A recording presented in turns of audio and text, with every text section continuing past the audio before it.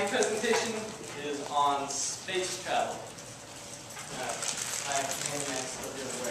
But first, let's start small. This is Earth, of course, and our fastest trip around Earth on our fastest jet would take 6 hours. And when we took the Apollo to the moon the first time, it took 3 days. But now we can get there in as little as 2 hours. Oh, wow. And bigger, this is our solar system. And the fastest we've gone to Mars in an unmanned vessel was 3 months. And the fastest we've been to Saturn in an unmanned vessel was 2 years and 4 months. And like that doesn't seem that long because, you know, it's a long way to travel. So now it's bigger. And this is the Milky Way galaxy.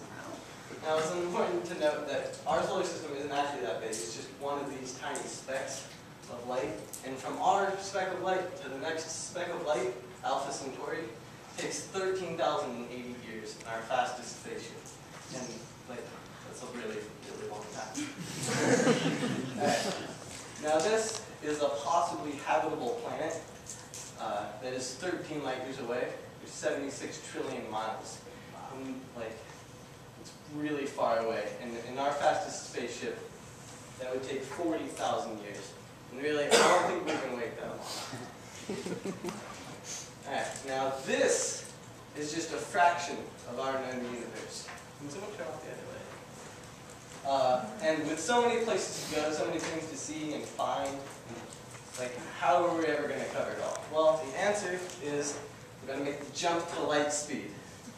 Alright, now light travels at 300,000 kilometers per second. That's super fast. And our fastest spaceship, which is on its way to Pluto right now, is called the New Horizon. It goes 13.5 kilometers per second. And that's still pretty fast, but when you compare it to the speed of light, it's absolutely nothing. And Einstein made this equation, energy equals mass times the speed of light squared. That's E equals mc squared. And basically what that is saying in a roundabout way is nothing can travel faster than the speed of light. Like, ever. It's just a barrier that can't be broken. So, but here's some spaceships that might start getting us close. We have the Orion project, the Daedalus, and the solar sail. Now the solar sail works from sunlight, like electrons and stuff that come from the sun push on this sail, and like eventually all these electrons, they just build up and it just keeps going faster and faster. So this is a way that we can like travel throughout our solar system without using giant engines and like a bunch of fuel and stuff. And Carl said, the mission to the moon might one day be a practical engineering possibility. Today, we have preliminary designs of ships which will take people to the stars. They are constructed in Earth orbit, and from there, they venture on their great interstellar journeys. One of them is called Project Orion.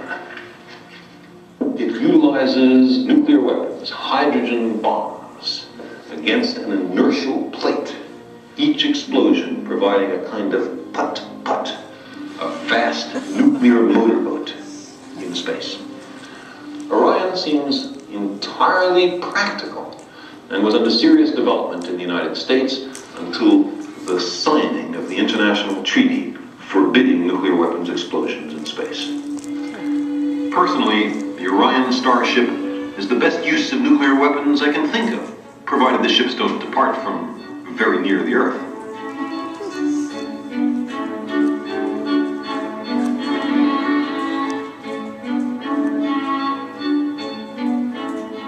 Project Daedalus is a recent design of the British Interplanetary Society. It assumes the existence of a nuclear fusion reactor, something much safer as well as more efficient than the existing nuclear fission power plants.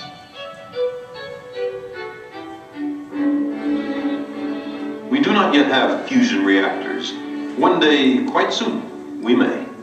this video was actually made in the 80s, and we actually do now have fusion, so we can make both of these ships. Orion and Daedalus might go 10% the speed of light. So, a trip to Alpha Centauri, 4.5 light years away, would take 45 years. And that's the same one that right now would take us 13,000 years. So from 13,000 years to 45 years, in a spaceship we can build right now. Like, I don't see why we don't build it. Play it. Press play, or space bar. Alright, now these are spaceships for the future. We have the ramjet, which is this thing. It's kind of small, but in life, it actually not going to be that small. But it has a frontal scoop hundreds of kilometers wide, and when it travels through space, it scoops up hydrogen atoms, and it electrifies them, and then it shoots them out the back. So the more it scoops up, the faster it goes, and the faster it goes, the faster it scoops them up. So it just keeps gaining speed that way until it reaches the light barrier, and it can't go past the light barrier. And this is an antimatter fueled rocket. And we could actually build this right now. The only problem is that we don't have enough antimatter. And scientists say that we could maybe find antimatter in space. And like they have like places where they found high amounts of that. Alright. So the problem with going really fast though is the time slowing effects of it. And in the ramjet, a trip to the center of the Milky Way galaxy would take about 21 years on the ship. But here on Earth, that would measure as 30,000 years. So by the time they got back, not a lot of us would be here to hear what they had to say. And like, so just imagine this length, height, width, but instead of length, that's time, instead of height, that's space. And we're always traveling this way in time, of course, and we're barely traveling in space at all to make any difference. So we're just traveling along here, but as we start going faster in space, this line, instead of going that way, starts going diagonal. So the faster we travel in space, we compensate it for less time. So by the time we reach the speed of light, we'll barely be traveling in time at all. So, yeah. And the warp drive, which is something that we can make in the very distant future, would ignore that. Because the ship's not actually moving. It creates a bubble around the ship, and then it moves space-time, it contracts space-time in front of the ship, and expands it behind it. So space is actually moving and not the ship. And if we ever were able to build this, it'd go 10 times the speed of light. And that would take 5 months to the closest star that would take 13,000 years now. And it takes us, I think, 3 months to get to Mars, and 5 months to the closest star. We're covering a lot more space.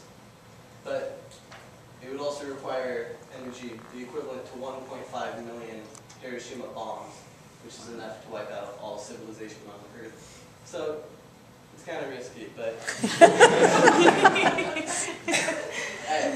Now this is a wormhole. And say we're traveling just like straight through the universe. We're traveling along with this thing. And a wormhole is basically just a shortcut through space. So instead of traveling straight like that, which is kind of bent and curved in this one, but you just go through there and just teleport to another place. But we actually have like theoretical ways to make this, but it's way beyond our capabilities.